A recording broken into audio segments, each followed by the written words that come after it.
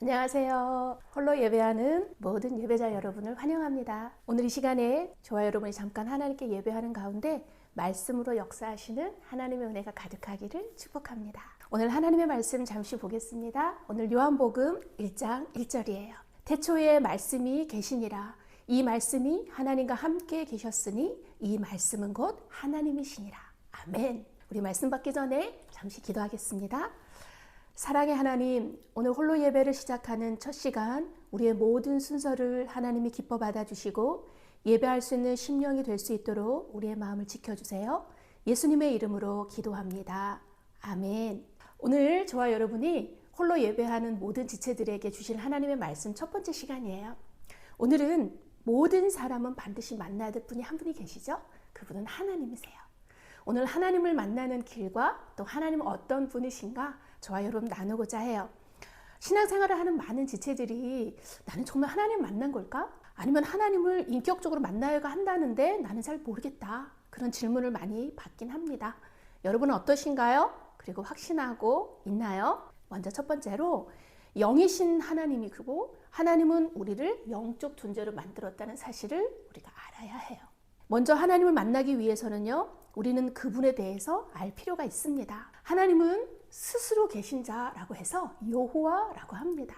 그리고 시공간을 초월하셔서 이 시간에도 영으로 존재하세요. 그래서 그 하나님을 만날 수 있는 방법을 알지 못하면 만날 수 없고요, 만질 수 없고 느낄 수 없기 때문에 없다. 우리가 이렇게 쉽게 생각할 수가 있습니다. 그러나 더불어 모든 만물을 창조하신 창조의 능력을 갖고 계신 분이시라서 우리는 그분과 함께 할 때 힘을 얻고 그 안에 영적인 힘을 얻음으로 모든 것을 이길 수 있는 보이지 않는 힘을 갖게 되는 것이에요. 그런데 유일하게 우리 인간만 하나님과 소통하도록 만들었다는 사실이 매우 중요합니다. 그래서 저와 여러분의 소중한 가치는 바로 이 하나님이 만든 특별한 존재, 영적 존재라는 사실이죠. 성경 창세기서 1장 27절의 말씀에 보면 우리를 만드실 때에 하나님의 형상대로 창조하셨다라고 말씀하셨어요.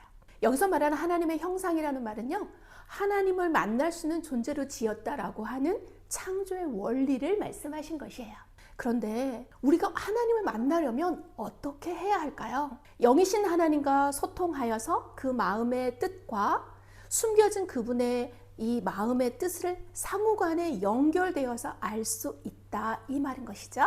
하나님은 말씀으로 우리와 연결되어서 그분의 뜻을 알 수 있습니다. 그래서 우리 오늘 읽었던 요한복음 1장 1절에 태초에 말씀이 계시니라 라고 말했죠. 그런데 그 말씀이 하나님이라고 말씀하셨어요. 말씀이 하나님의 생각이고 하나님의 뜻이고 계획을 알리시는 하나님 자체라는 말이에요. 다시 말해서 예배자 여러분이 하나님을 만나고 싶다면 말씀을 여러분의 생각보다 우선에 두어야 된다는 거예요. 나의 삶을 살 때 내 마음과 내가 하고자 하는 바 그 계획보다도 하나님의 말씀을 먼저 생각하는 것, 그것이 하나님을 만나는 길이에요. 말씀을 하나님의 약속으로 붙잡혀지고 믿어지는 믿음을 구하시길 바라요.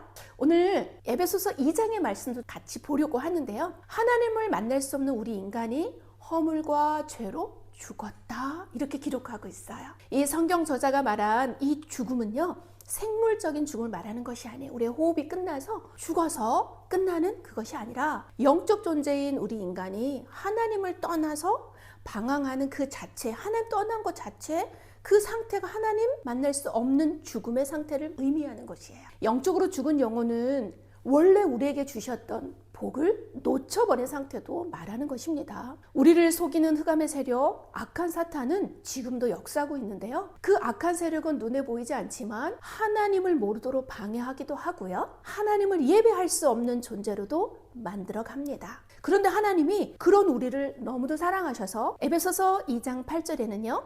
너희는 그 은혜에 의하여 믿음으로 말미암아 구원을 받았으니 이것은 너희에게 난 것이 아니요 하나님의 선물이라. 아멘. 구원을 선물로 주셨다고 약속하셨어요. 여기서 중요한 것은 하나님을 떠난 인간은요, 절대 스스로 노력과 열정으로나 어떤 다른 방법으로 하나님을 만날 수 없다는 것이에요. 말씀을 아무리 많이 읽고 나는 믿음이 좋아, 나는 거룩한 영적인 생활을 하고 있어, 그것보다 더 중요한 것은 하나님을 만날 수 없는 죄인된 그 상태가 반드시 해결되어야 한다라는 것이죠. 요한복음 3장 16절 말씀 우리가 잘 알고 있죠. 하나님이 세상을 이처럼 사랑하사 독생자를 주셨다고 했어요.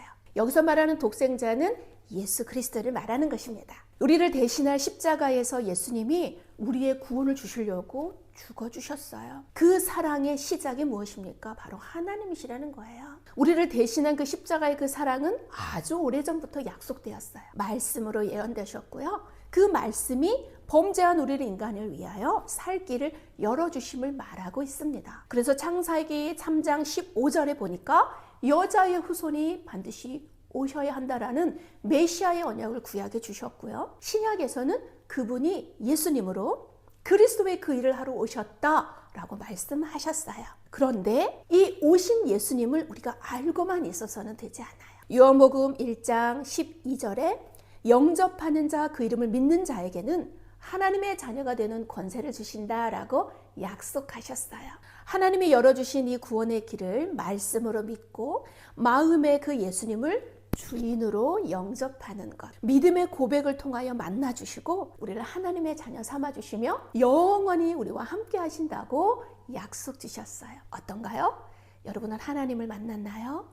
오늘 이 시간에 여러분의 마음을 두드리고 계시는 하나님을 반드시 만나시기 바랍니다. 예배자 여러분, 하나님이 너무 멀게 느껴지시나요? 나는 정말 하나님을 만난 자녀가 맞나? 하나님은 나의 형편을 알고는 계실까? 혹시 이런 마음과 생각 속에서 깊은 슬픔에 빠져 있다면 오늘 이 나눔을 묵상해 보시기 바랍니다. 하나님은 영원히 내 속에 말씀으로 역사하고 계세요. 말씀대로 살아보면서 하나님이 주시는 증거를 반드시 약속으로 붙잡고 기대하며 순종해 보세요. 하나님의 말씀은 문자 그대로 죽어 있지 않아요. 하나님의 말씀은 살아 있어요. 생명력이 있어요.